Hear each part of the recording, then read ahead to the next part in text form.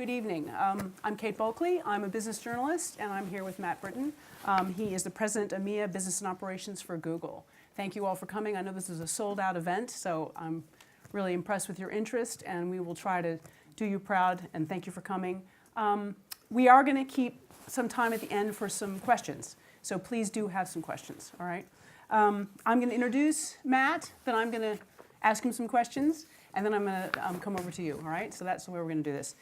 So Matt, you've been at Google 9 years? 10. 10 years now, goodness. And 3, I think, in your present job as the president of EMEA Business Operations. You're also a non-exec at Sainsbury's, yeah? And you're on the board of the Media Trust. You're a Cambridge graduate.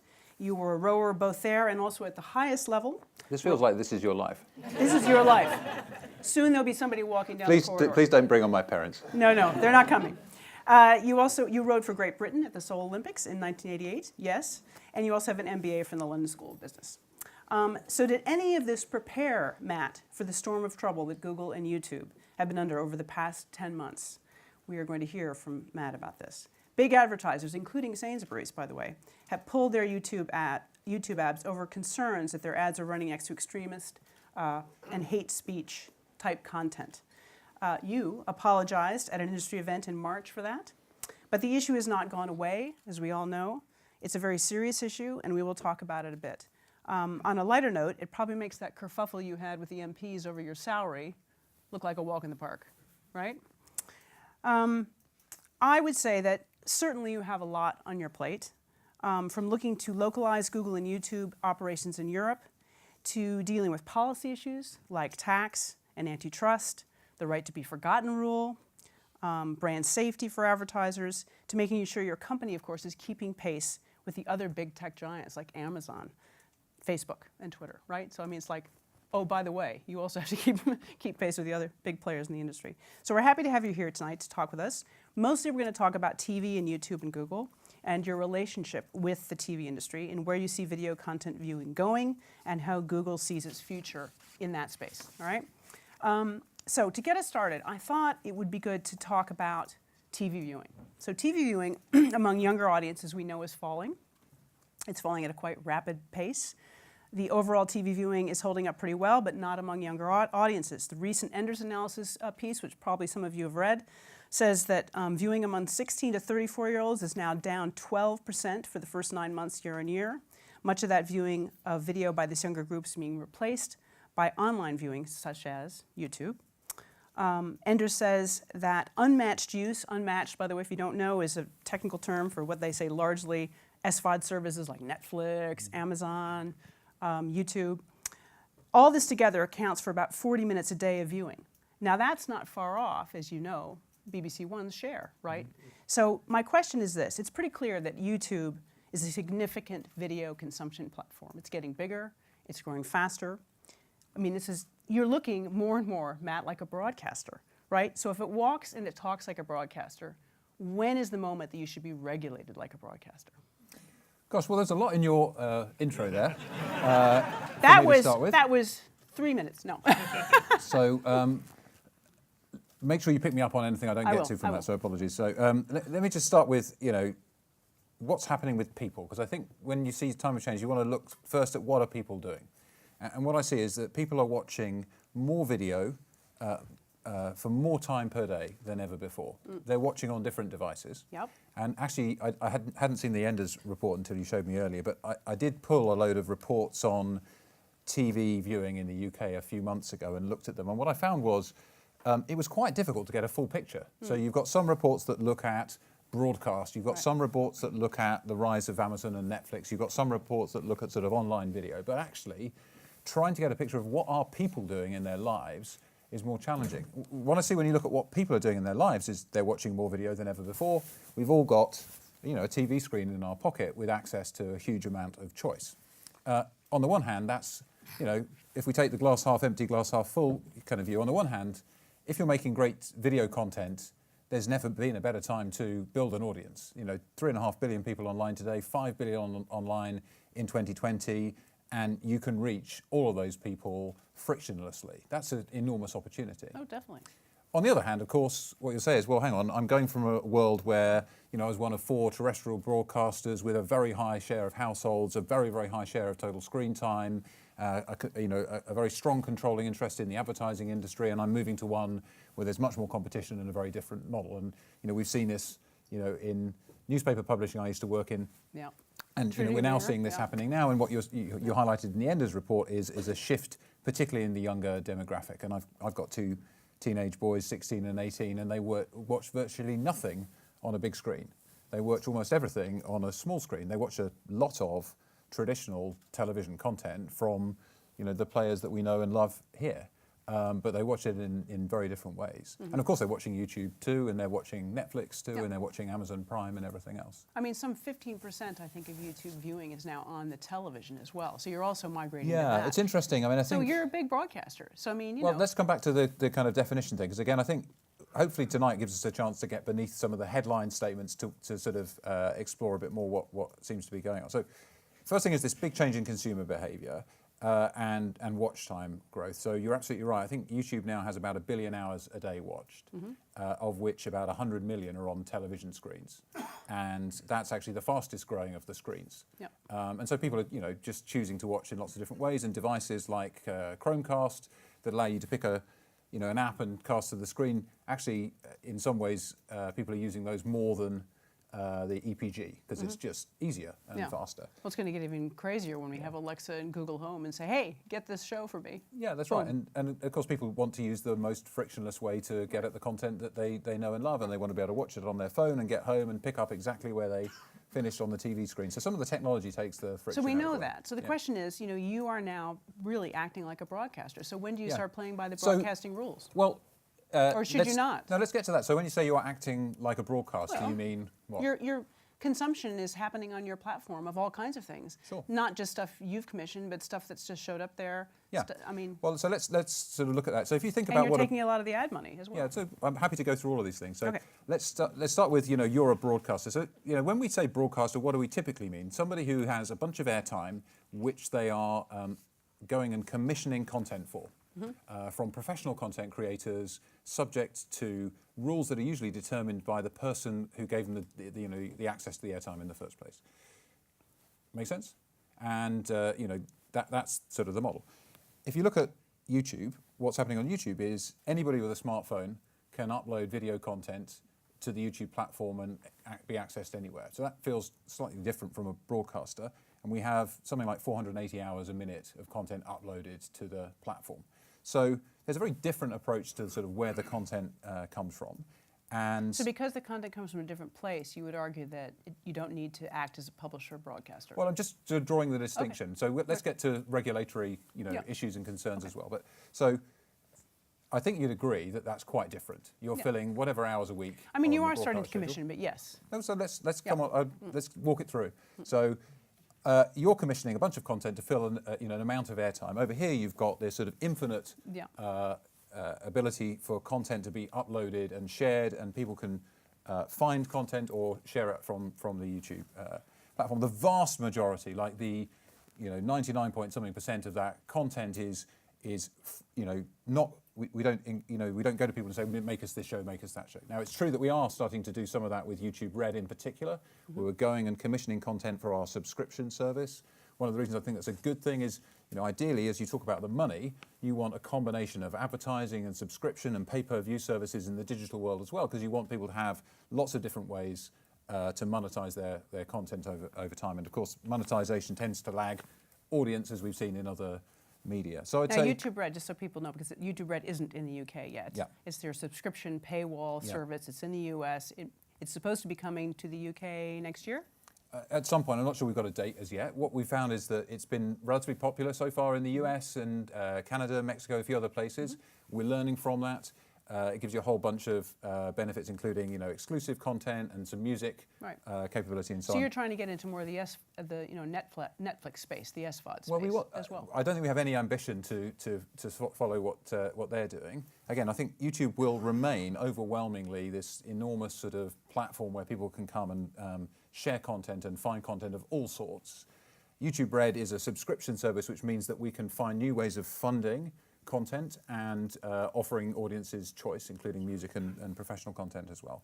And I hope that that will be part of the variety that we launch. Different rights in different countries mean it's a bit harder to roll that out at scale and so on and so forth. So, and then YouTube, is it regulated? Of course it's regulated, right? We have to comply with all the rules in all the countries in which we operate, and they're not always the same. And we'll come on to some of the areas where we've had challenges on that in a second. So when people say, are you a publisher or a platform? Are you a broadcaster or not? I think that carries with a whole range of assumptions. I think it's quite good to be specific about what's different. So we're not a broadcaster, I would say. But we do have responsibilities, and we do have regulations that we need to comply with and follow, and I'm sure that those regulations, as they have in other media, will develop over time. So obviously there's been a lot of concern over some of the content, right, on YouTube. If you actually Google and brand safety or YouTube and brand safety, a lot comes up, right? Yeah. I mean, you get things like companies pulling advertising that has been placed algorithmically, it's hard to say, next to hate speech and terrorist recruitment sites. A few months ago, Google was summoned to the Cabinet Office over government ads that were placed next to extremist material. Just last week, big brands pulled advertising from YouTube and Google after ads were displayed next to content exploited by pedophiles. I mean, it just seems to be this wave of this kind of stuff. So it seems that this is a persistent problem. How, you've tried to tweak it by tweaking the algorithm. It hasn't really worked. I know you've got some, volunteers that take stuff down, but I mean, what's the plan? Yeah, let me explain to you sort of how we deal with this challenge. And it's a challenge. Yeah, I mean, so where we are in the world of the internet is we've got 3.5 billion people online, and all of human life is there. Overwhelmingly, people are good, and they do good things online, but there are some people who do bad things in the real world, and they also do bad things online. And we take our responsibility there very seriously.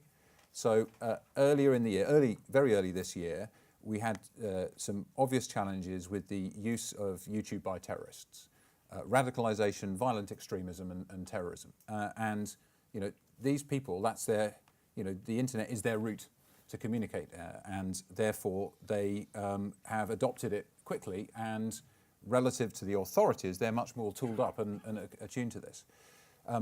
When we identified what was going on, the challenge here is people will say to me, how come you can keep, pornography off YouTube, but you can't keep, a violent extremist inciting violence off YouTube? And one of the issues is if you ask people in this room, to look across a range of images, they would probably all agree what is and is not pornography. It's actually a bit harder to discern, where is the line.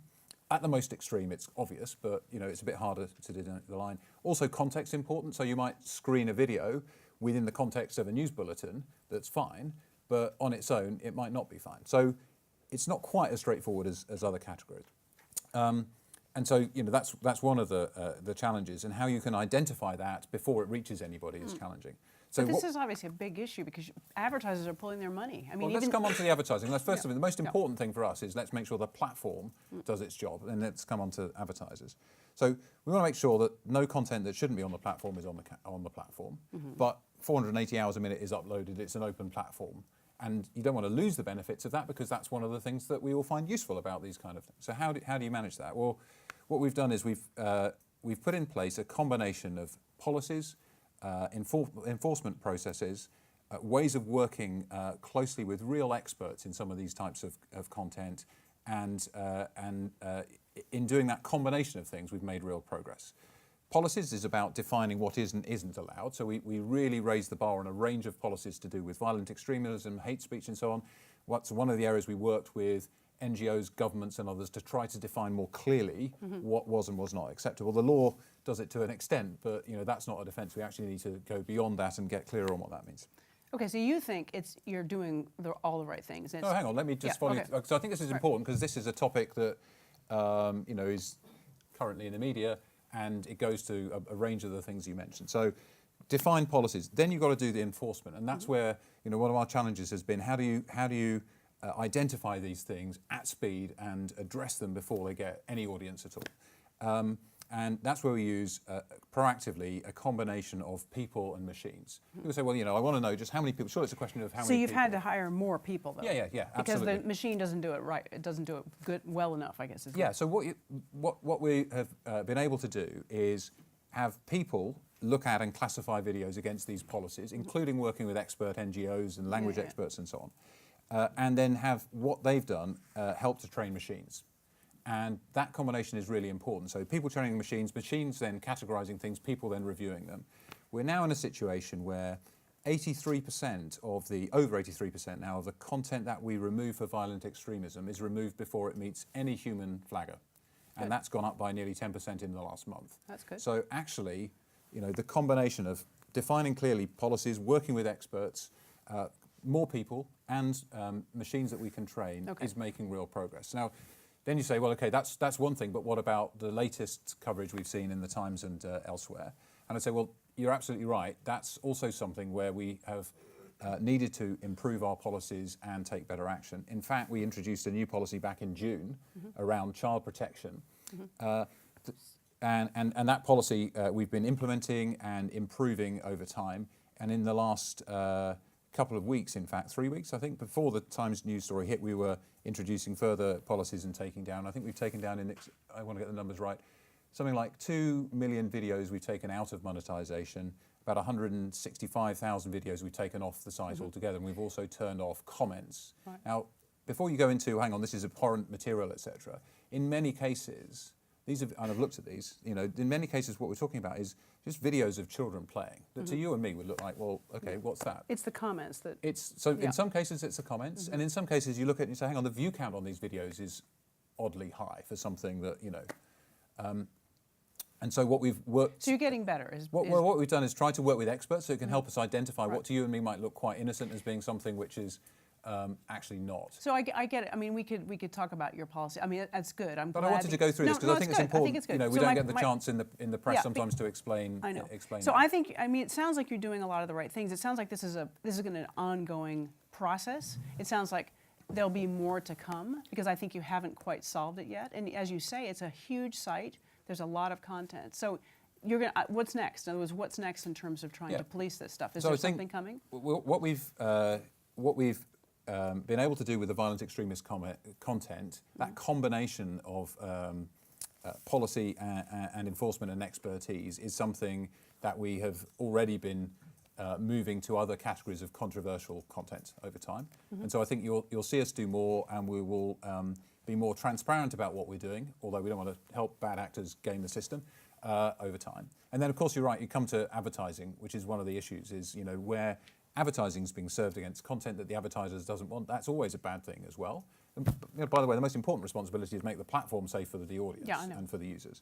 And we have had instances where advertisers have shown up in the wrong place, and we've worked hard to try to improve the controls that they have and change the mix of the content that is accessible to advertisers, but also it's given us a chance to work with and listen to advertisers about how they want the platform to work. So let's move a little bit more into advertising because for this audience, you know, obviously advertising is starting to change, and what's happening is that big TV companies are starting to even band together. You might have seen that Channel 4 has joined something called the European Ad Exchange, and they're going to work with ProSieben and Sat.1, and obviously Sky's had their AdSmart technology for a number of years. ITV is starting to gather lots of data and do more programmatic type advertising. So they understand that they have to understand the data, have to understand digital. They're starting to sort of, let's say, get their act together on this. But you are still a huge, you know, data. I mean, you know more about us than probably. Well, look, I mean, I don't mean to make this a pattern of the evening, but before you kind of land the headline and move on, let's just kind of pause on that one again. Right. It's an easy headline, but actually, I don't know anything about you, Kate. Well, no. Well, I know something about you. Yes, you know something about me. But the point is that data is the new oil, right? No. Everybody wants data. Everybody wants to be able to serve the advertising and target the advertising, right? Apologies. Can I just take those two things? So, firstly, you know more about me than I do. Absolute nonsense, of course. What we know about individuals tends to be somebody in this location searched for this thing and we gave them a result that was near there and they clicked on this. We have built... But Matt, it's about serving advertising. You know enough about me to serve the proper advertising to me. Since we've got some and time... And hopefully ITV does as well. Since we've got some time... hopefully Sky does as well. So since we've got some time, I just want to address some of those things and then absolutely let's get into advertising. But let's do that from a position of fact, if we can do. You know, one of the ways that... I try my best. One of the ways that Google's been really successful is search, and that's the vast majority of the advertising revenue even today for us. And it's because when you're searching for, you know, cycling shoes in Nottingham right now finding an ad from somebody who sells cycling shoes from wherever in the world is really useful, and that's why search works in a pay-per-click model. And so the whole thing about sort of data there is it's not data about you at all. It's data about intent that's made the core of our business work. Okay. Then you say, well, data's the new oil, and anybody with all the oil wins, and you're just like a platform. Economist had a very eye-catching front cover with all these oil platforms labelled with technology company names. Yeah. Like, okay, yeah, that's a great headline, isn't it? But let's actually just pause for a minute and check the facts. So oil is a scarce resource, the control of which has been historically something that has led to tremendous wealth, and it's a scarce resource that's wasting. Data, firstly, is an infinite resource. We're creating data at an astonishing rate.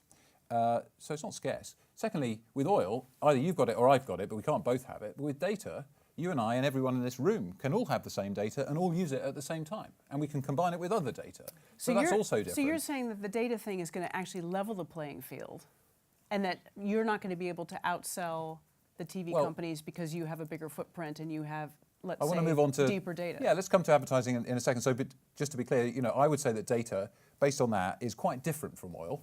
Okay. And actually, it's not having data, it's what you do with it that counts. So if you look at Google, actually, data like what is the trend in volumes of searches for this, that, or the other, or on my video that I posted on YouTube, where in the world is that being watched and how long for and when do they stop and what other kinds of content do they watch? This is the kind of data that sort of we bring that's very distinct from the historic sort of demographic sort of data that companies have. And I think this is where the opportunity is. So when you talk about sort of programmable, or, programmatic or addressable advertising on TV, some of the reports I've seen suggest in the big European markets, there's an incremental sort of 350 million euros worth of revenue from better targeted advertising on television. And I know people like Sky and others are making real headway in this. So my view on the advertising, and sorry for being long-winded about getting here, is that it's an and game, not an or game. When you look at what brands are doing with advertising, when you look at what content's doing online, when you're on television and you're on YouTube, what you see is the audience watch time goes up, and in the digital world, those people are more engaged as fans in the content. So the total viewing is growing up, and the viewing and ratings of the TV shows is also growing as well. So these things can work in quite a complementary way. TV thinks that you are after their TV advertising money, and you are in the sense that their audiences are fragmenting and falling in certain demographics, and particularly this wonderful commercially opportune demographic, which is the 16 to 34. You guys are coming at it like a train because that's your business model. Your business model is advertising, man. Yeah. Absolutely right, and we will compete violently for advertising just like the rest of the industry does. But again, let's just pause for a second since we've got the luxury of time. No, let's pause for a second. So firstly, what's happening is people are choosing to spend their time in different ways, right? And sometimes they're not spending time watching, Channel 4, and that means that other people have got the opportunity to monetize content. Right. That's not so good for Channel 4, but it's quite good for other people, including lots of other TV players as well. So, the audience is just moving. When we work with TV companies, or let's look at YouTube, right? So on YouTube, when we put advertising around content, the majority of the revenue goes to the content creator. If it's a broadcaster, it goes to the broadcaster. And so, obviously, a bunch of the revenue comes to pay for the cost of hosting and running all the content. But that's how the model works. So what's the split? It's 60-40? No, it's around the 50-50 mark, but the majority to the content creator. When you look at our display advertising platforms, and it's important because you're talking about the overall ad market, what we're doing is we're working with people who own the inventory, and we bring advertisers to them and match it in a very targeted way. Yep. People often say, well, there's this, Facebook and Google are taking all the money out of the market and so on. Just pause for a second on that.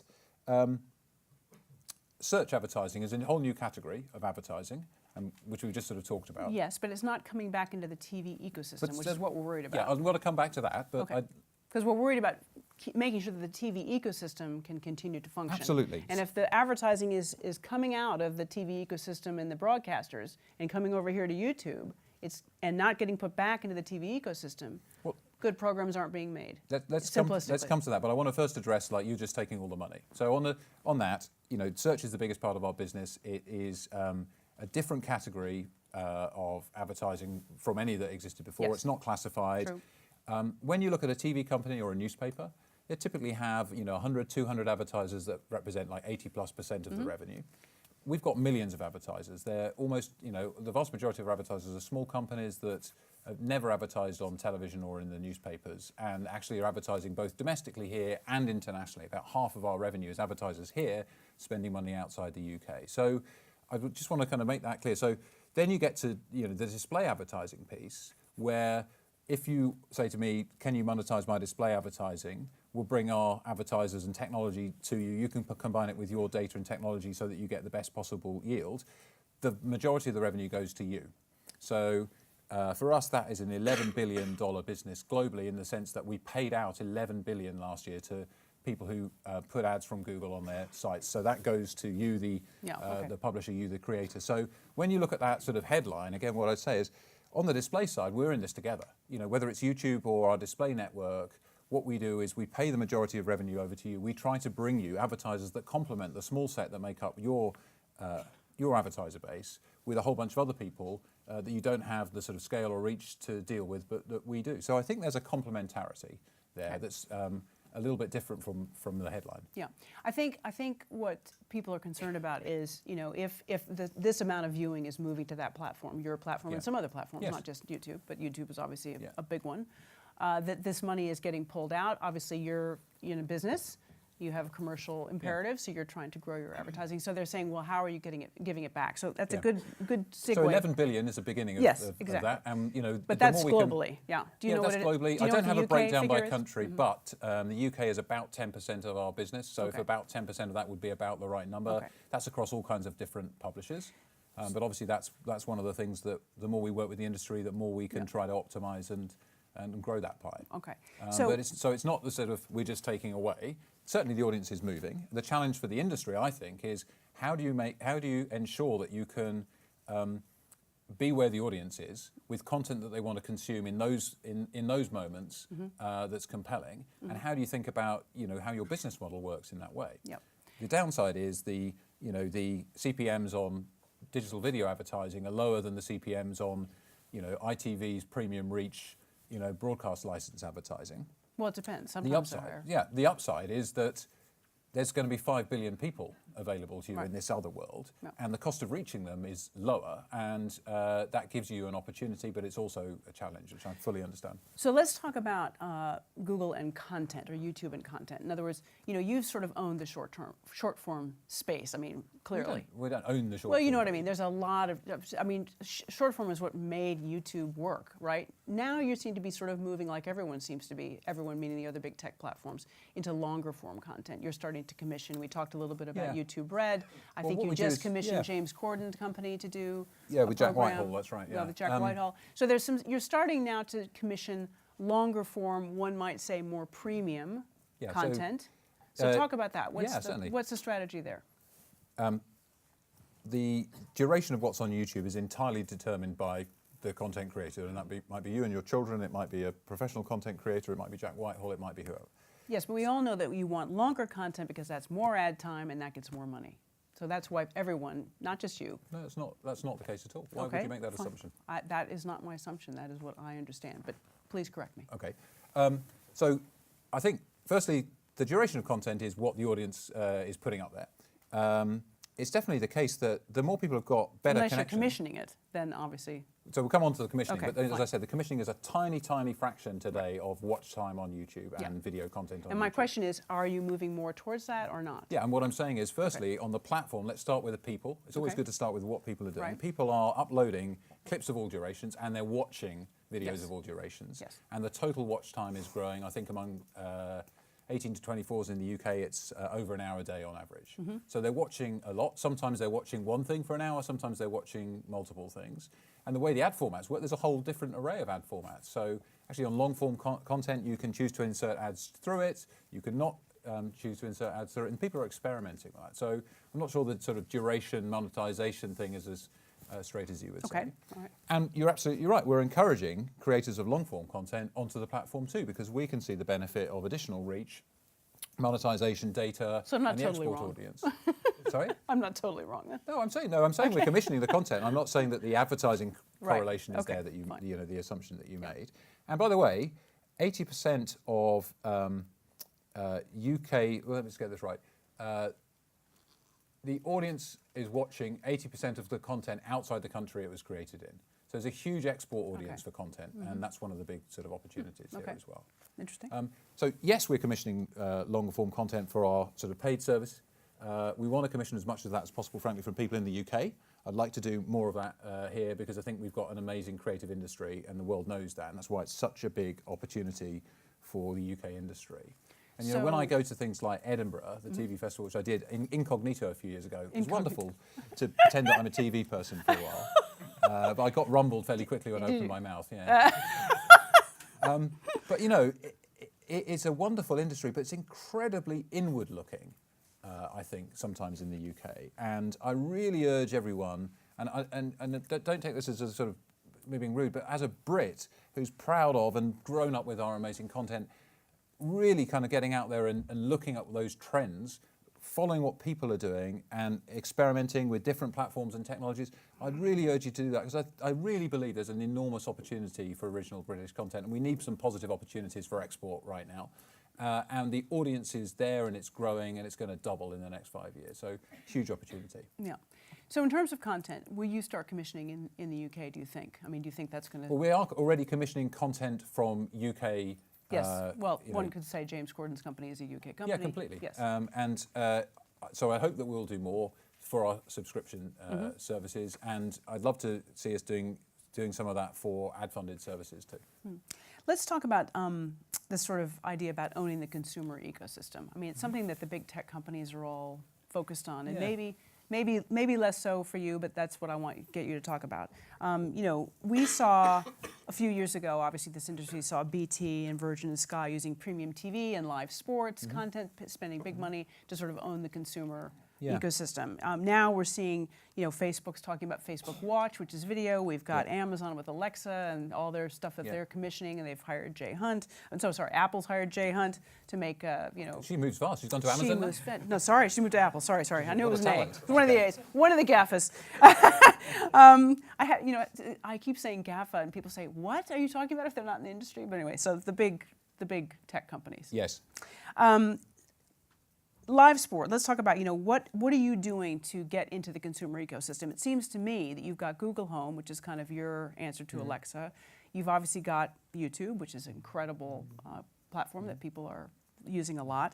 How are you thinking about sort of getting more into the consumer ecosystem, or not? I mean, in other words, are you thinking about live sport? Are you thinking about... You mentioned a couple of times there sort of owning an ecosystem. I think that's just a nonsense way to think in business. And again, I go back to like, what are people doing? Right, you know, I'm on the board at Sainsbury's, great company, fantastic food, and you know, in the retail industry, pretty good advertising. You know that there are people who maybe shop more at Sainsbury's than they do at Tesco's, but they're shopping at Sainsbury's and Tesco's and Ocado and Amazon and Lidl and Aldi. There's no way in which these companies own, you know, the shopper, and there's no way in which, you know, the BBC owns its audience or Sky owns its audience. They've got a relationship there. And but you have a share, and you have people who are more loyal, and I'm sure Amazon would love to think that you're going to stay in there on Video Prime and also buy all your groceries and also buy all your books and also buy all your everything else. You should get Doug Gurr from Amazon to come and talk to you. I mean, I think Amazon is a very, very impressive company. And I mean, how many people here have got Amazon Prime? Probably everybody. Yeah, it's astonishing, right? And so you're worth about £1,000 a year more to Amazon than somebody without Amazon Prime. Yeah. What an amazing business. It's an amazing business. That is, me too, right? So, you know, I think, so that's a great relationship. That's probably as close as you can get to owning a customer in the sense that you know, you're paying for the privilege of shopping with these Exactly, guys. right. Fantastic. But I do think it's a mistake to sort of think of owning a customer, right? What's happening is, you know, on our smartphones, which we are looking at 150 or 200 times a day, we've got a range of apps that we can access, and we can access the web. And actually we've got more choice than we've ever had in terms of where to spend our time. And it makes it tougher for companies to build relationships that sustain over time. And, you know, we're in that mix just like everybody else is. And so, you know, if our products, if search doesn't work well, you can go and find, you know, other search engines. Fortunately, search is pretty good, and people keep coming back to it. But, you know, it's very, very easy to switch to another app really, really quickly. So I think it's a very, very competitive world. When So in other words, you're saying that you're not really looking to quote own the consumer. You don't think of It's an illusion to anybody to think they could possibly own the consumer. So, but when you start thinking about your ecosystem, with Google Home and talking about things, I mean, I see these voice services as kind of the new EPGs. I mean, I see them as. I mean, it's when you ask Amazon, when you say Alexa, show me whatever show, Game of Thrones, Alexa's deciding where she's going to show you that Game of Thrones. So with Google Home, you have the same opportunity. My question is there an appetite at Google to do this? Are you interested in that kind of? Yeah, so where we are with voice is our devices have come a little bit to prominence after the Amazon devices, but actually people have been talking to Google and asking us questions for quite a long time, and we're getting better at voice recognition and voice in, voice out, and voice in, answer out. So I think over 20% of our searches every day now come from voice. Mostly on mobile devices, because the home devices are only just really getting out in the market. So that's kind of a part of the whole ecosystem, isn't it? Isn't that about getting people into your ecosystem and keeping them? What's interesting about this if you look at the big tech companies, we're all coming from different starting points. So Google comes from the sort of web, the open web. Tim Berners-Lee, anybody can add to it. It's very much about let's just go and find everything that's out there and bring it in. That philosophy is, I think, one that we really ascribe to. That's why, whether it's AdSense or it's YouTube, we try to build an ecosystem where other people can thrive and grow and build businesses off it. That's why on Android, it's an open source operating system. 85% of mobile devices are now Android. We have, you can take Android and make it your own. Chinese manufacturers do. Amazon do. It's brought the cost of devices down. There's 24,000 different devices on that are made on the Android operating systems, huge variety, and it does just as good a job as your fruit-based device that most people here will have. Fruit-based It's massively increased innovation and competition, but it's also meant that an app developer can develop one app and reach 1.8 billion people. Right. So that's, I think, an ecosystem. That's what I think is an ecosystem. It's really difficult for us because it's open source. So how do you keep it stable enough that one app can work on all those different devices? And how do you make it good enough that it can keep iterating and evolving when you're working with manufacturers of chips and handsets and different telcos and networks in every country around the world? So it's really challenging to do that, but that's what we think of as an ecosystem. So then you come to voice, and what's happening with voice. I think the technology is allowing significant improvements in voice. 2 years ago, if you spoke to Google, we'd get it wrong about 25% of the time. Now it's less than 6%, and that's thanks to neural machine learning and language technologies that we're developing, translations improving massively, and so on and so forth. There's a commercial challenge, which is one thing when I talk to Google and I can see the 10 blue links and I can see the choice there. But if I say to Alexa, more toothpaste, please, what toothpaste do they send? And one of the challenges, and as I say, well, they'll I love probably Amazon. send the toothpaste of the guy who's paid to have his toothpaste sent when they don't specify toothpaste. Yeah, or Amazon own brand. I mean, Amazon own brand. The own brand batteries and the own brand nappies in the US that are the biggest sellers are now Amazon. So I think that's one of the things that the retail industry is somewhat unsettled by is how that works. And again, our approach to this stuff is we're building the capability for all kinds of different merchants to work with our voice so that we can have something that's more open and web. So when I say the different players come from different places, we come from the open web. That sometimes creates challenges for us. YouTube is one. How do you stop the bad stuff being there? But we think in the long run that's the best thing to do for innovation and competition, and it means that we have to work hard to innovate and compete as well in those environments. How serious are you about sort of being part of the TV business? I guess I'm kind of coming back to something that I asked before, but it's if you're going to start commissioning, that's great. You, as you say, you do give back money through the advertising. As these companies like the ITVs and the Channel 4s figure out their own data, maybe they'll use you, maybe they'll try to do their own stuff. Who knows? I would argue. Yeah, I would argue it's an and game. So combine, work with us, work with others, so that you can experiment and see what works for you. How interested are you, not you personally, but you, Google and YouTube, as being sort of helping the ecology of the British television system remain intact? Because I think that's one of the things that we see as almost an existential threat. We're now seeing these big companies like the Netflixes and the Amazons coming in and commissioning things, buying global rights. They have slightly different tastes because they want global properties. So where are you thinking about that, or is that sort of not on your roadmap Yeah, look, I don't as think big. we've got like some sort of grand design on how all the pieces should move over time. I think what we try to do is we try to develop apps and services that work for billions of people and that bring them the best we possibly can using the best computer technology so that the poorest person and the president get the same quality. That's what Android's about. That's why Chrome was built to make the web faster. That's the way we try to work. So we don't have a sort of grand design. We want people to be able to get at the content they want, where they want it, when they want it, subject to the creator wanting that to happen. What's going to happen in the UK, I think, is let's look at the younger generations. You alluded to the Enders report. There's a shift in where people are putting their attention, but they're watching more video than ever before. The challenge is, what do you do if you're in the industry? Well, that depends on which bit of the industry you're in. If you're in content origination, on the one hand, you've got the opportunity to sell your capability to more different players and actually to reach an audience at a larger scale. If you're in a traditional network business, then you've got a challenge because you've got to still pay the cost of the license, but you've got more competition than ever before, both for audience and for advertising. And I think therefore we're going to need to see shifts and innovation. The big opportunity for the UK is the content is incredibly popular all around the world, industry-leading talent in the creation of television and movies. And that means there's big opportunity for the creative industry here. But just like I think we've seen in music, we'll see some disruption to the value chain for sure. Yeah. And value will probably flow to the creator and the audience. I mean, I think that's what we've seen in music. We've got all the world's recording music in our pocket, and more creators than ever before are making money. The intermediaries have shifted in lots of different ways, either to more live events or to streaming services and so on. Or disappeared. Yeah. Been a very disruptive business change for the music business. I'm going to come to the audience, but before that, I want to tackle the fake news thing. Yeah. Obviously the fake news issue has become just bigger and bigger. For a journalist like me, it's a very perplexing issue. It's this whole idea of alternative facts is. Yes. It's just really, it's professionally alarming would be one of the things I would say. So online sites are to a certain extent contributing to the problem because obviously it's the ease of posting and sharing and this kind of, you get into these echo chambers. Yeah. And maybe it's more so on the social media sites as opposed to YouTube, but I wanted you to talk about that. I mean, how much responsibility do you think Google should take for this or that any of these players should take for this, of this fake news problem?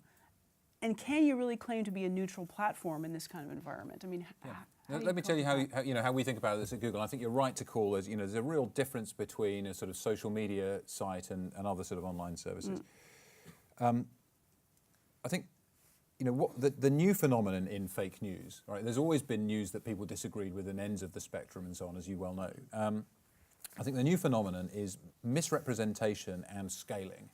That's what the internet has enabled. So, the story on Facebook that goes viral because of how their likes thing work and everything suddenly goes everywhere. How do we think about this? Two things which we want. By the way, we really worry about this and put a lot of time and effort into this. There are two things which we think we should do here, and actually similar to what we think we need to do elsewhere. We want good content to thrive and have a sustainable business model, and that's what we would really like to see in the television industry too. So we want good content to thrive and have a sustainable business model, and we want to stop bad actors and stop bad content. On the good content side, we've actually got a really long history here. So in 2001, after the... good content meaning what? Reputable news? Yeah. So basically news that is what it says it is. So in 2001, Twin Towers I mean, not attack, fake news. Yeah, great.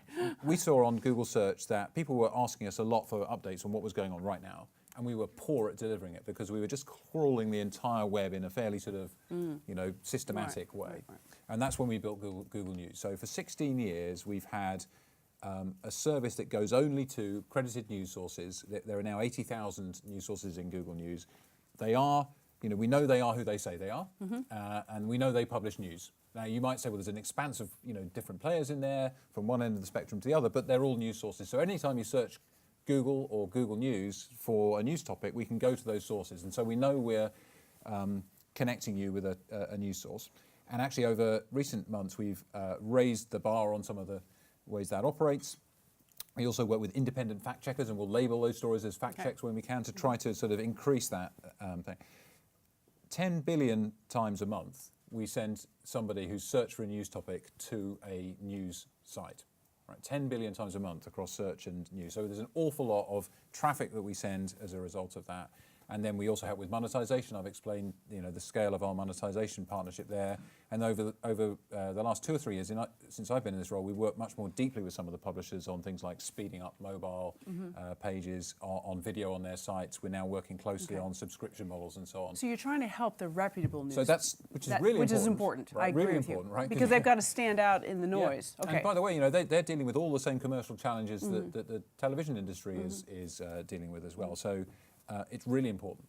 On the other end, what do you do about the bad actors? Well, one of the key things we can do is and also the conspiracy theorists and all so that stuff. on the bad actors side, follow the money. So the first thing is let's make sure that those guys don't have an economic incentive. Because why is a Macedonian village publishing 100 websites about the US elections purporting to be from US newspapers? Well, it's because they can make money. So we don't want to make money from our program. So we have really tried to introduce much better screening for misrepresentation. You've got to be who you say you are. Currently on our AdSense program, only 12% of people who apply get accepted. We kicked out 100,000 different sites last year from AdSense, many for misrepresentation. I wish you'd done it before the election. Well, timing is everything. It's not clear that that was hugely influential from our point, but nonetheless. And I think just like, bad content on YouTube, the majority of people good, there are bad actors. We've got to find ways to, make it very, very hard for the bad actors to reach scale. And I think, so that's how we're thinking about it. And we're trying to apply that sort of approach, working with the publishing industry particularly. I'm just going to bring up, you probably know that Lord Putnam has talked a lot about this. He's talked about something called data capitalism, which is an interesting phrase. He says it worries him greatly. He says that the big tech giants and the platforms they provide allow citizens to be manipulated by algorithms. Those are his words. He says only robust journalism, which is something you're supporting, and extending media regulation to the tech giants will suffice to protect a fully functioning democracy. So that gets us back to my top question. It was about regulation. I mean, do you think you're regulated enough? Do you think there's enough regulation, not maybe just for Google, but for all of these giants, particularly around this topic, because it is rather I'm a big fan of Lord Putnam. I think he's a fantastic industry figure, but also thinker on issues. I mean, I think if you on the algorithm again, it's one of those things. Easy headline, that's worrying, but actually, let's look at the facts. If you look at Google, we show you our workings. Like anything you search for, we give you a list of what we think are the most relevant and useful things, and then what you do gives us a signal on how we can improve it. So in a way, we're sort of showing you the workings of our algorithm every single day. We don't want the algorithm to be so obvious that you can game it so the bad actor can get to the top.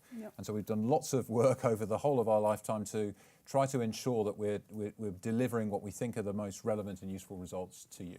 And obviously, we have conversations with governments about this all the time. We publish a transparency report. Others in the industry have done the same, where we publish how many times do we get government requests for data to take information down and so on. How many of them do we comply with, so that we can be really transparent about how that operates. I think it's one of the best ways that you can check with us what we're doing, is because it's pretty apparent, what the results of our algorithms are.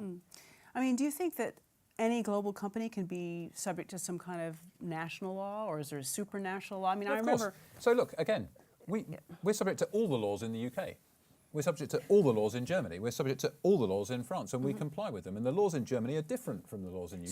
So you think you're regulated enough? Well, no. Look, I don't think any business person's going to put their hand up and say we need loads more regulation.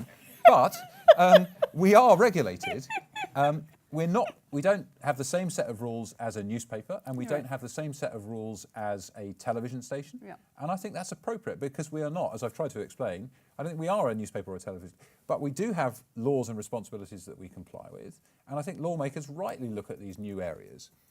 When we have interactions with government, I think they're really constructive when they say, hey, we're worried about this. We've read in the Daily Mail that, what actually is going on here? If you get the chance to sort of take them through, well, this is how it actually works, that's really helpful.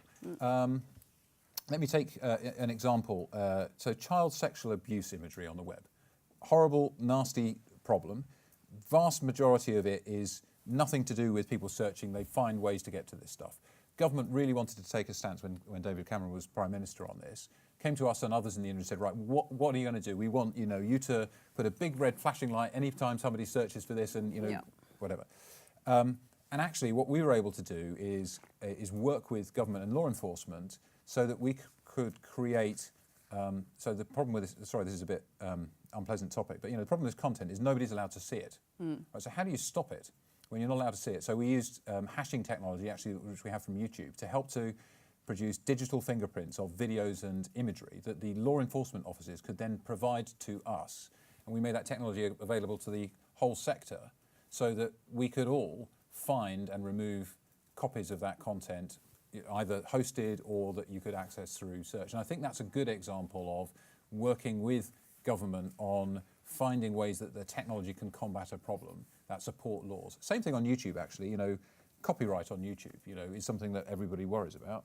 We listened hard to the industry and to government, and we built Content ID, which is extremely popular. 90% of the people who use Content ID live their content up. I'm sure we can always improve it, but I think it's a good example of how working with industry, we can protect existing rights under existing laws, but with new technology, allow the content creators to do new things, allow fans to have new experiences and create something that is taking things forward. So I think there's a model for doing that well. I'm sure that we'll continue to have to answer questions.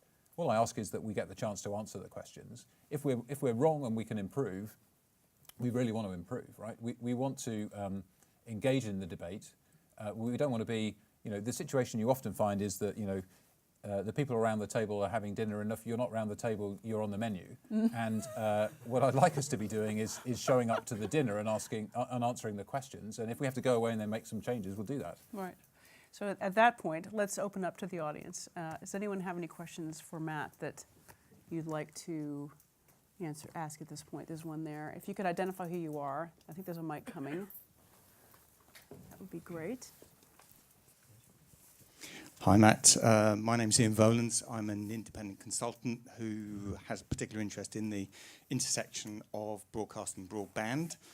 And as a retired oarsman, I take particular interest in the opportunities for so-called minority sports to promote themselves online. I'm glad you can still stand, sir, so I've got a dodgy back now. Yeah, I'm not as tall as you, so I wasn't as successful as you.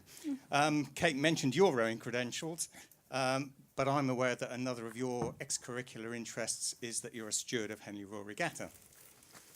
And in that capacity... I've got no idea where you're going with this. All I can think in my mind is I know Henley's on YouTube, but is that where you're going? Well, yeah, I was going to say Henley has been a bit of a pioneer in sports broadcasting on YouTube with a bit of support from BT Sport.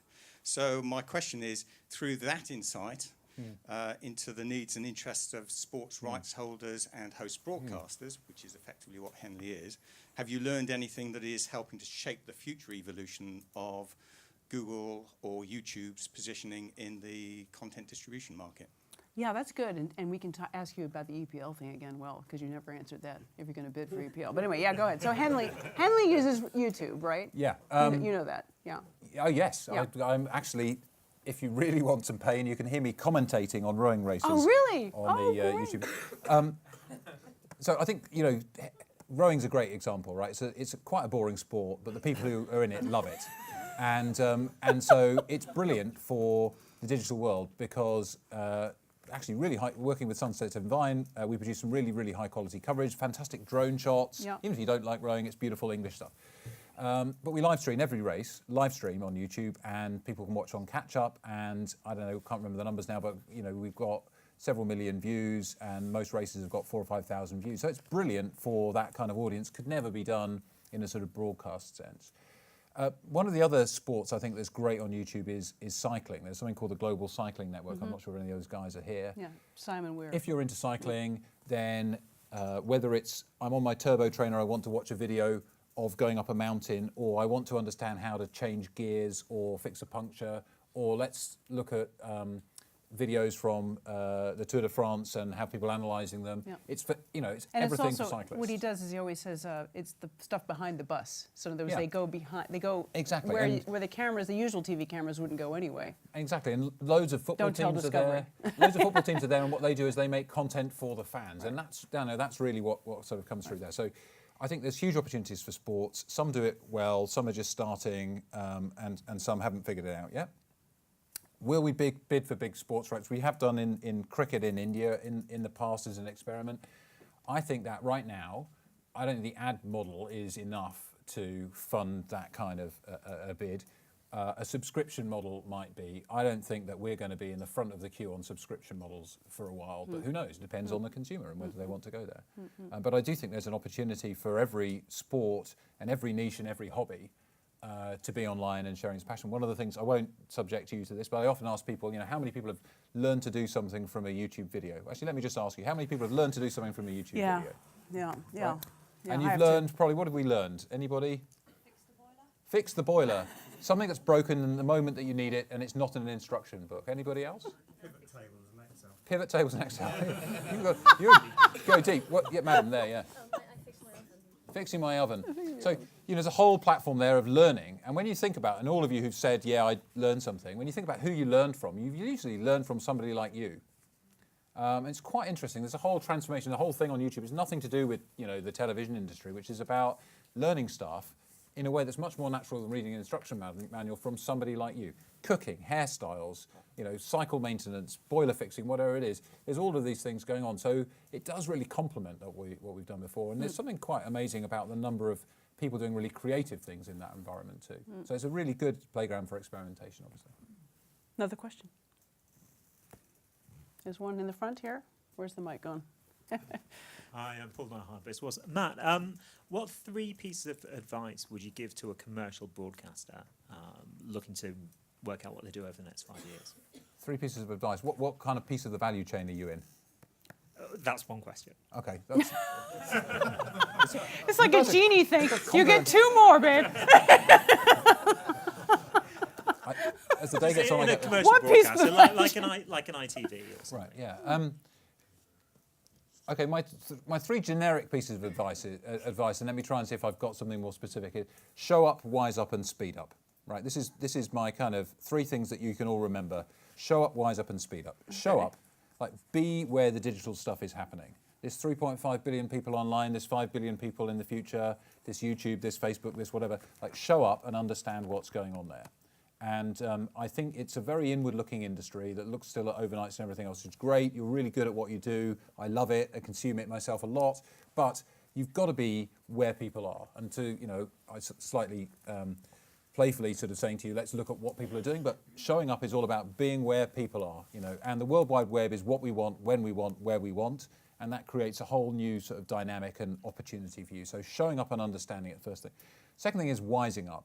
So you mentioned data, and I do firmly believe that data is abundant and can be used by everybody, but it's totally useless unless it leads to an insight that can allow you to take action. So online you can learn a lot, not necessarily about who Kate is and her demographic and everything else, but people were watching this for this long. People were watching this and that. People in this country were watching this and that. And you can start to kind of connect what you know as creatives who understand content and audiences better than anybody else with what the digital world can tell you. And every interaction can make you smarter. And in e-commerce, what it means is when I go to a website and I can't find what I'm looking for and I bounce away, that piece of information can help the website owner make sure the next person's less likely to bounce away. So wising up to that data and combining, data and insight and experience together is really important. And then speed up. A couple of things there. Speed up literally. So on mobile, if a mobile page takes more than 3 seconds to load, 50% of people leave. Right? 50% of people leave. Speed is the sort of killer app online and on mobile. And if your services and if your content is slow, you are, at risk. At risk. And that's why, things like YouTube are helpful because we do all the technology bit for you. Some of the kind of commercial players around Europe, I can't remember how bad some of them are here, are awful experiences. Awful experiences. Worse than putting, you would never put your merchandise, your content in, a terrible environment in the physical space, but they are awful. So speed of user experience, but also speed of organizational change. Because, as I mentioned, 3.5 billion people are going to go to 5 billion people by 2020, 25 billion connected devices. This is moving fast. Do you see a point when IP is it? But basically we are broadcasting only on the internet. We don't need these broadcast channels. That everything is on the net, everything is on IP, everything is on the internet. It's possible, isn't it? I mean, I think it depends on how people want to choose, and it depends on what the broadcast value add is compared with watching it on, through another medium. But it's entirely possible. Just like the newspaper industry will now say, well, I can see a world without paper, but people are still consuming. I do think, simple things like the language get in the way of this. Just as I pick you up on some of the headline things, what is television? Is it people watching video on a screen? Right. Yeah. Yeah. If that, then great.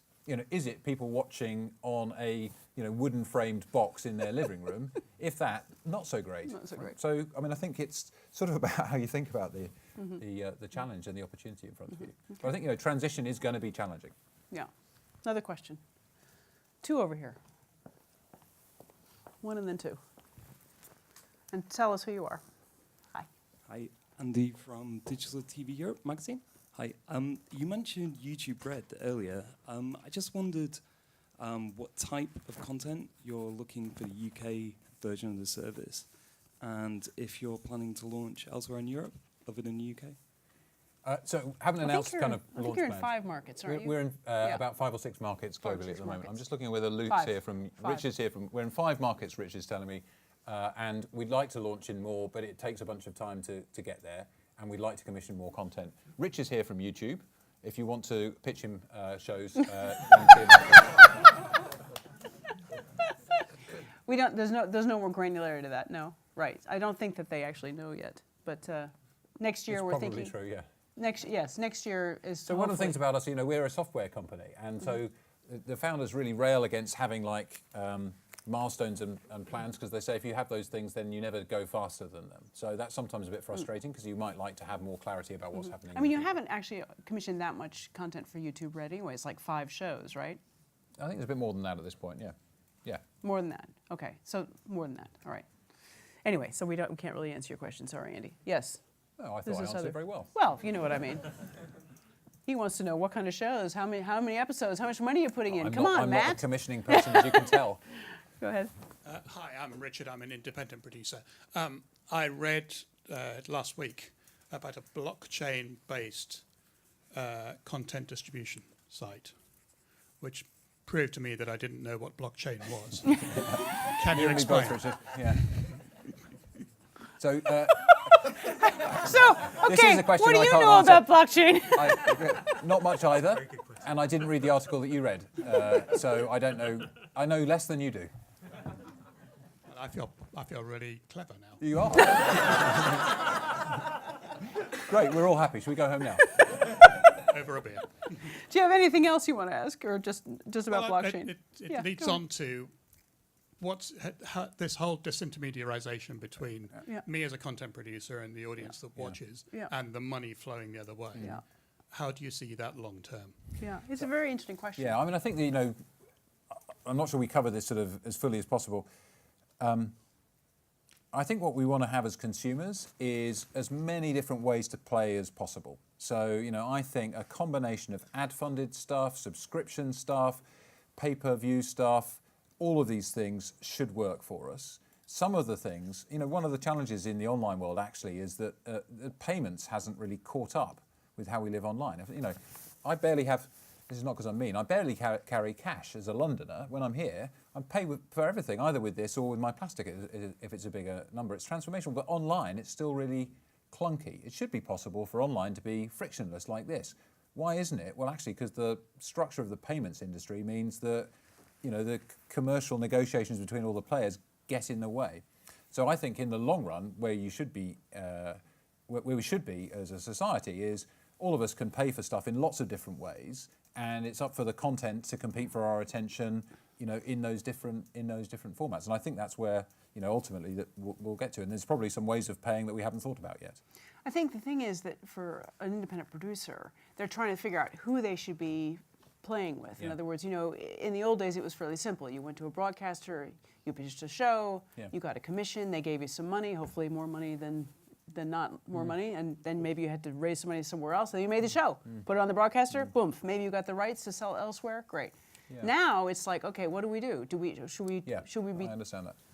Yeah, I mean, I think look, it's the transition is going to be difficult because there's going to be lots more people out there, and you don't know who's going to be big and who's going to be small and what's going to be sustainable. One bit I would disagree with you on your question though is that actually the opportunity for you to have a direct connection with the audience is much greater than it's ever been, because you can go out and see what your fans are saying about you and actually be online and interact more directly. And I think hopefully that can lead to more creative approaches to program making. I'm not an expert, but generally speaking, when you've got access to more people with more ideas, then the creative process gets stoked up. So hopefully we'll see some of that. Okay. Good. 2 here. Hi, my name is Ingrid Ostadius. I work for NBC Universal. We're neighbours. Yes, I know. Yes, in the big building, the Renzo Sorry, are you going Piano to complain building. about the weight training that I've been doing? No, but we can see your gym from the 10th floor. Word of warning. Now who knows most about who? I think she has some data on you. Yeah. Okay, yes, go.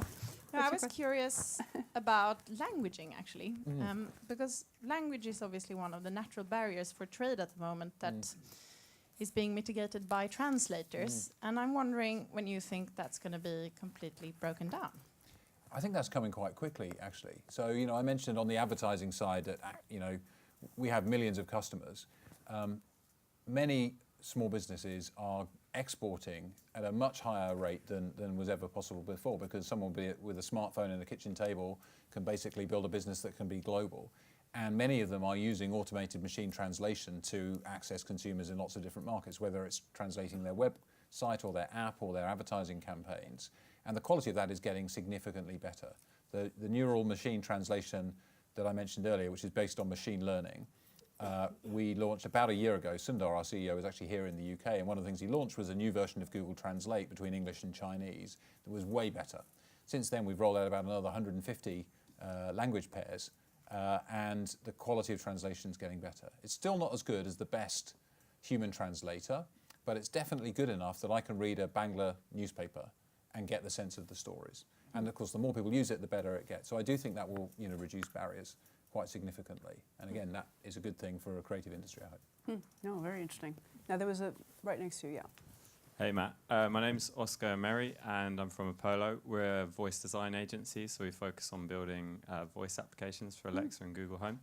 And I've got 2 questions around voice. The first is, we saw in September that Google removed YouTube from the Amazon Echo show. And I was wondering if you could elaborate on that a little bit and talk about when in the future everybody's accessing content through voice platforms, how do you work with competitors like Amazon when you're competing on the voice front, but you're also competing on the content side? And then the second question, if you don't mind answering too. You've got great questions, you guys. But Silos. Okay. Second- can I answer the first one? Before Yeah, we just so you don't forget. Yeah. I don't know about YouTube disappearing from Amazon. We do have quite different sort of commercial approaches, and maybe this is our mistake. We sort of think, we build stuff and anybody can use it. And so, you can import your Gmail into your contacts into Facebook, but you can't export your Facebook contacts into Gmail. We will sell and promote the Amazon app on Google Play, and they can advertise on Google. They won't promote Google Home or Chromecast. You can't buy those on Amazon. So we have different commercial strategies. I don't know whether what you mentioned there is a part of it, but we just have different strategies. They're probably a better retailer than we are. I would say. What's the second question? Second question is around the persona of Alexa and Google Assistant. So one of the things that people love about Alexa is that it's a persona, and people, after using it a lot, they feel like Alexa is part of the family. With Google, there's not as much of a personification around saying, "Hey Google," and I was wondering if you had any plans to change the name. And you're pitching up a few name ideas, right? No, I don't have any. So I think You can call it Matt. Yeah. Matt, get this fixed. It's been just like it being at work. Broad comment. This is the beginning of voice, in the kind of technology sense. I know we've been talking for a lot. Me probably too much. So voice in, voice out is one way of interacting, but it's pretty clunky for quite a lot of things. It's great for saying, play me this music, or what's the weather like tomorrow, or simple search questions where people can get answers. But actually voice in, screen out, voice in, video out, voice in, other stuff out, actually that's what we see on the phone as being more popular. So we're just at the early stages. I think you're right, people will want to personalize their experiences and want different voices. I'd love Google Home to talk to me in Tom Baker's voice. I think that would make my day. But, we have to catch him quick. So I think we'll see experimentation over time. Personality is quite a hard thing to do. When I saw the test version of Google Home and what they thought jokes were, I was just like, we're so separated from some of the other countries in the world. So yeah, I think personality is a hard thing to do, isn't it?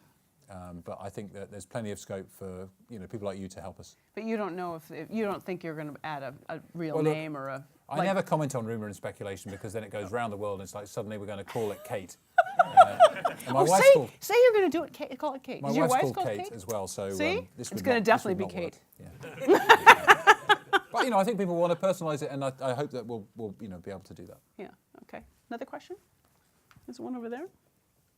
And there's one over there. So that I've got. Do you have two mics? Is there? Where's the other mic? Jamie, get to that one. All right. So I'm going to go to you Matt. first, then your second. Yeah. Go ahead. Okay. I'm Flavia. Hi. I work for Ventura. We are an anti-piracy company. Yeah. And I would like to know what efforts have been made to direct consumers away from illegal streaming service. Yeah, great question. Combating, bad actors and piracy, obviously really important to us.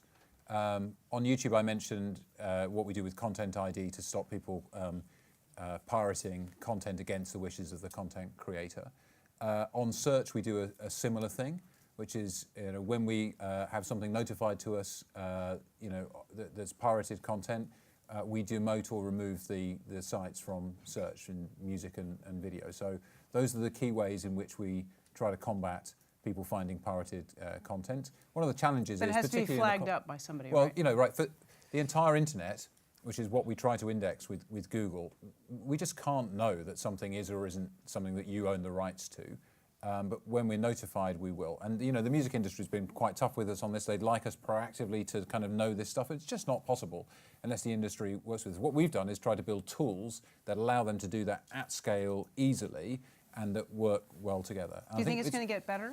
I think all of these things, you're never going to build something that's perfect and stop them.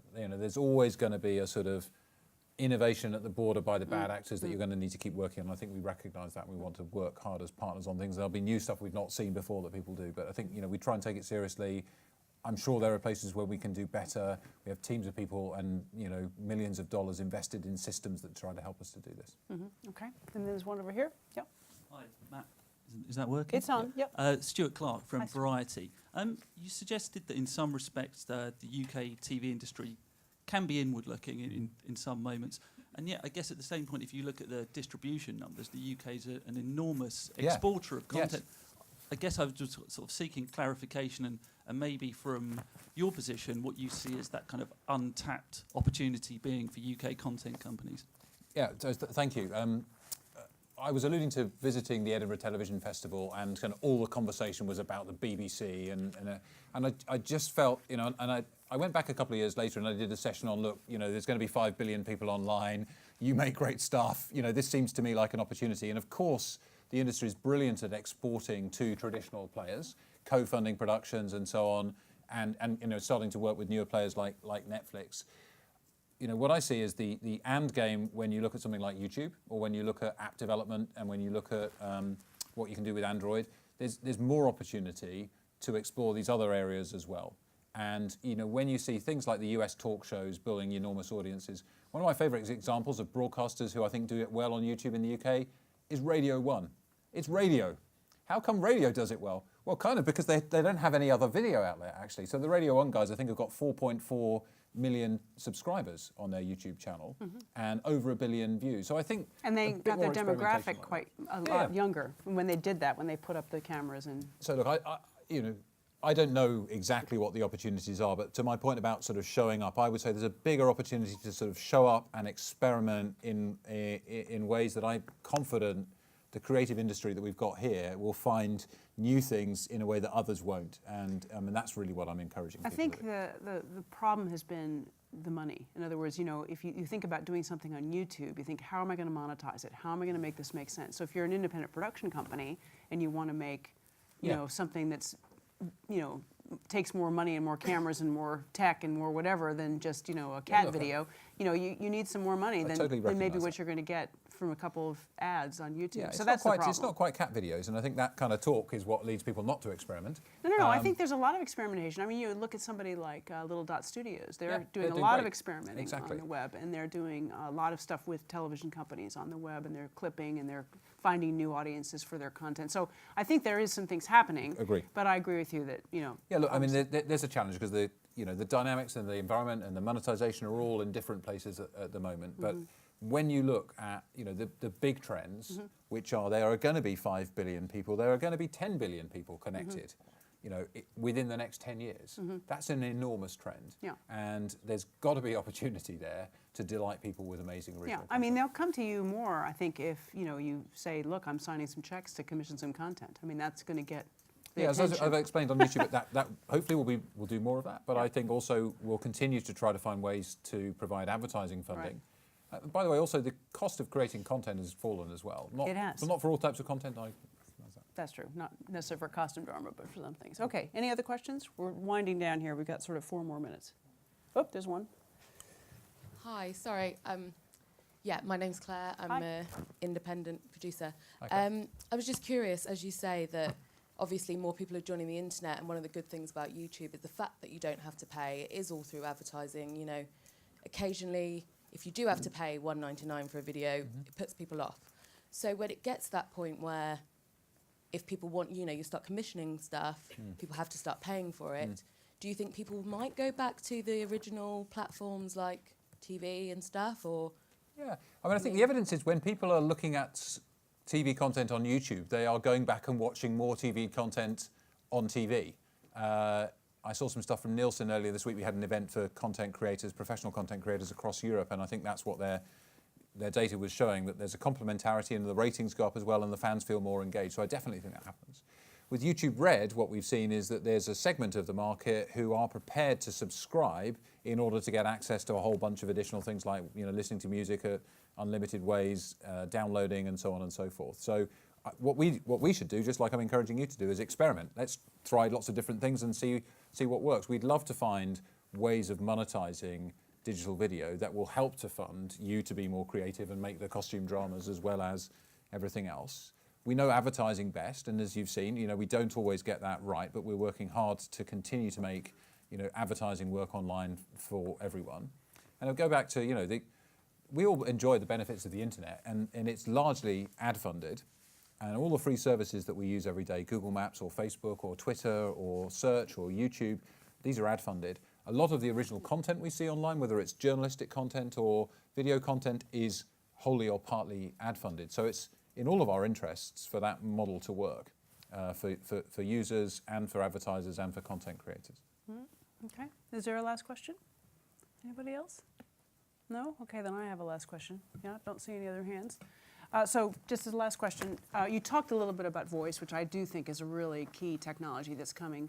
A lot of the other buzzwords are, machine learning, VR, AR, mixed reality. I mean, what do you think is what are the things that are coming down the track?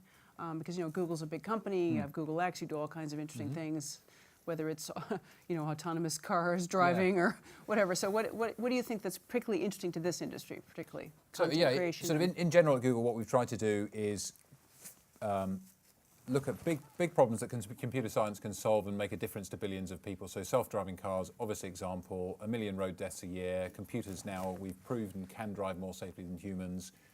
How you commercialize that and bring it to the world is for others, but that kind of innovation we want to do. In terms of what's interesting for this industry, I guess, the one I've spoken about multiple times, which is, the rise of the smartphone and billions of people coming online for the first time ever. That's transformational for their lives, but is also transformational for those who have content that wants to reach consumers. Machine learning, it gets talked about a lot. It's just a new way of computing, but it's allowing us to do things faster And whether it's search or voice or translate, lots of our products already use machine learning today. An example of why we're excited about it is when I talk to my phone and it can understand me and speak back to me, machine learning's allowed us to be more accurate in identifying what you're saying with fewer data points, which means that I can have a lower cost phone and pay less in data usage and get the same service. That's the kind of thing which we're excited about there, and making APIs available through TensorFlow and others so that you can use what we've built to develop new apps and so on. So I think that's really exciting and should make it easier for more people to have smarter tools than ever before. And then VR and AR, obvious things to talk about in a creative industry. I think some of the stuff that's being doing with immersive virtual reality experiences where it takes you somewhere else, fantastic. How you do storytelling in that environment, really different. When I can look around and actually sort of spend my time over here when you want me to spend my time over there. And people are experimenting with how do I give you sort of put nudges in the right direction. Right. I think your industry will develop that. And actually also AR, where I can look through something and see something that's not there right there in front of us. And we've started to see really cool things that you can do with AR. Some of that depends on the hardware, so your phone needs to know pretty accurately where it is, and the latest generation of phones on Android are able to do that without a whole bunch of laser scanners and things. I think that's really interesting creatively as well. Imagine characters from dramas or sci-fi or whatever being able to appear and play with you and that kind of thing. So I think, and also probably business applications as well. So I think those are some of the things. But for me, the overwhelming big one is the connected world and the overwhelmingly positive role that being connected to information, technology, smarter tools and people and content, that's transformational for people. We need to make sure that the bad actors don't spoil it for everybody, but it is overwhelmingly a force for good. You think about it in your own lives, and it's for all of us to sort of figure out how we can make it a better force for good. That was really an interesting chat, Matt, and I really appreciate your coming and talking so openly about fake news and about some of the advertising stuff, and you basically put us right, said what you wanted to say, and I think you got your time to say things you wanted to say, right? You don't feel like you were. Don't feel like you were the meal, right? You feel like you were actually part of the conversation. I enjoyed it. I hope I was as clear as possible. I want to say, we at Google, we're Europeans and mostly here we're Brits. We love the TV industry. We want to be partners in the transformation. Some bits of it are bumpy, but genuinely it's a huge opportunity. And if you see stuff and you worry about us, just come and talk to us. Hopefully we've got enough people now to be responsive to you, and I hope we can be partners for you in making amazing content that comes from here thrive across the world. That's great. Well, thank you very much. Could you please join me in thanking Matt Brittin? Thank you very much. Thank you, Kate.